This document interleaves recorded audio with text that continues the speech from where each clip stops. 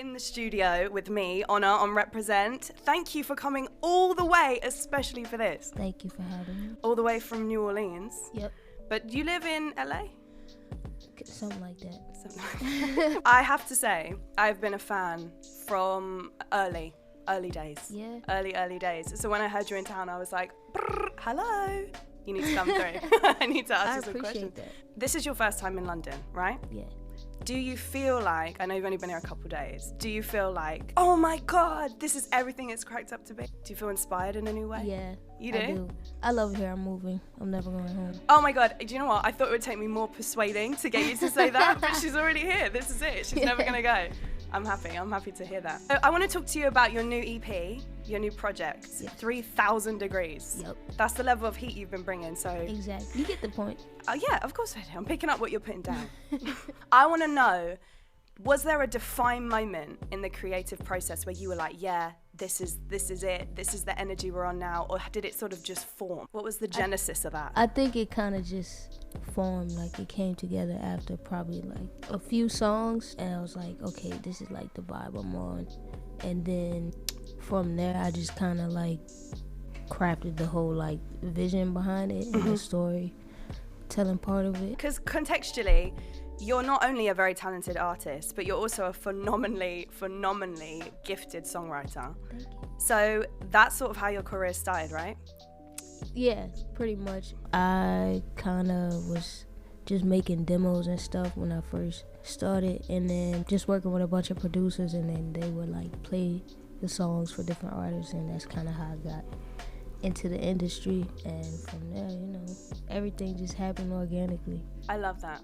I want to give you some words to take away, because you know you're here, you're working, you're doing your thing.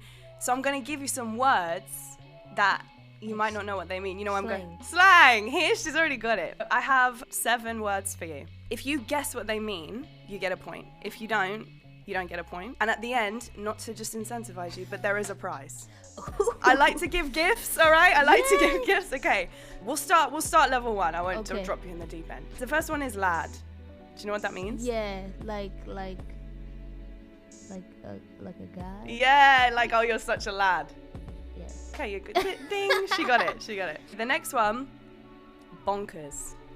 Crazy. Yeah, you're really good you've been here before. She's good at this, The next one, if I am saying, oh my God, I have to leg it, what does that mean? Like you gotta run. Yeah, these are actually probably makes sense. That's kind of logical. It's not really, I wasn't gonna go for the classic like apples and pears, you know what that is, right? No. Oh, she didn't even know.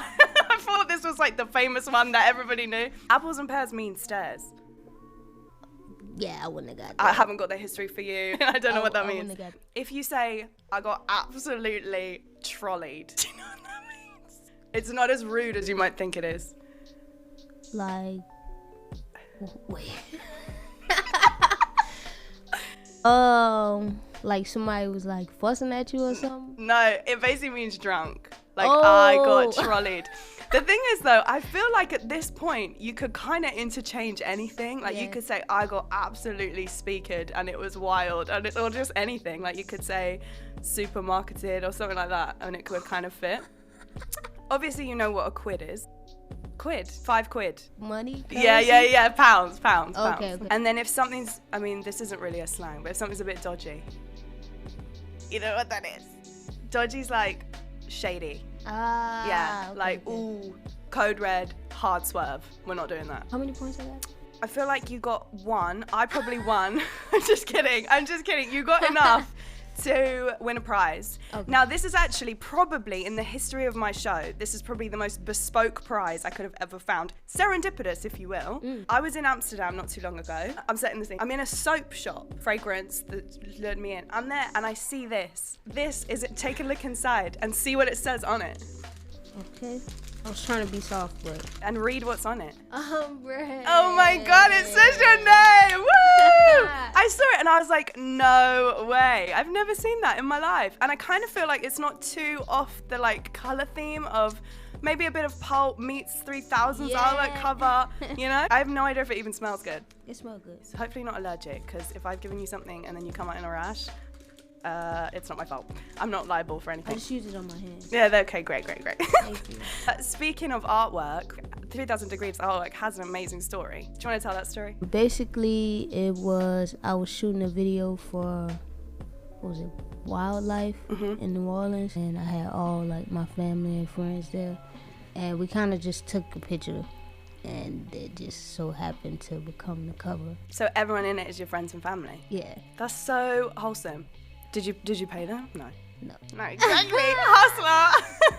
Nah, you just get the credit and the honor. Yeah. Now they in Target and stuff like that. They it's love cool. it. It's cool to see my family on a ride with me, Yeah, definitely. Now, you have recently collaborated with one of our gems and our favorites, Mr. Jack James. Yep. I'm Baby.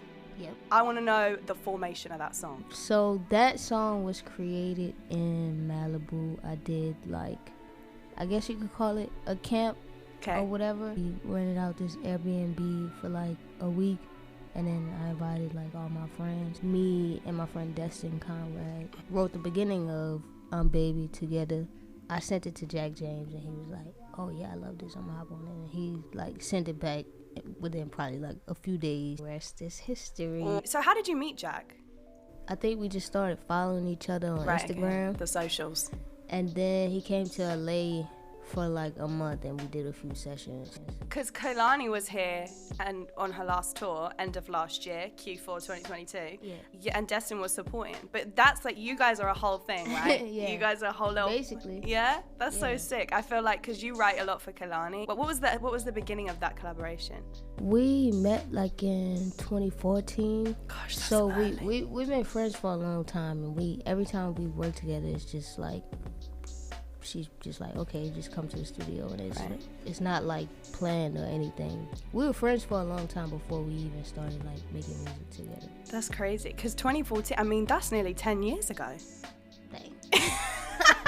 Damn. I feel old. No, I know, because I always feel when you pass the threshold of 10 years with people, it's right, you're locked in now, you're not going anywhere. No, we family. Yeah. You're in the UK. Are there any UK R&B, maybe more Afro R&B artists that you're hello?